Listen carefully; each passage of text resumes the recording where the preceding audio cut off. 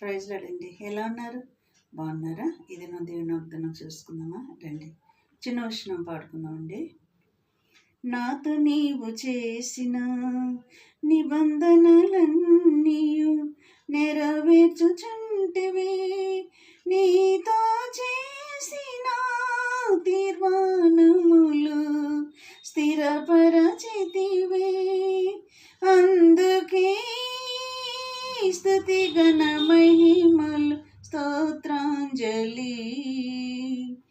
ఆశ్రయ దుర్గమా నా యేసయ్యా, నవజీవన మార్గమునా నన్ను నడిపించుమా.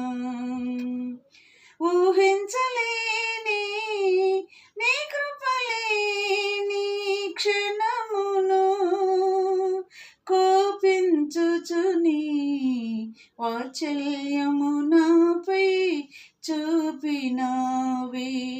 ఇది నా దేవుని వాగ్దానం చూసుకున్నాం అండి.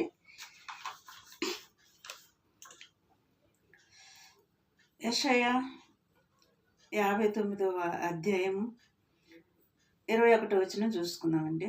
నేను వారితో చేయి నిబంధన ఇది, నీ మీదనున్న నా ఆత్మయు, నేను నీ నోట నుంచిన మాటలను నీ నోటి నుండి, నీ పిల్లల నోటి నుండి, నీ పిల్లల పిల్లల నోటి నుండి ఈ కాలము మొదలుకొని ఎల్ల కాలమును తొలగిపోవు అని యెహోవా సెలవిచ్చుచున్నాడు. ఇది నా వాగ్దానం అండి.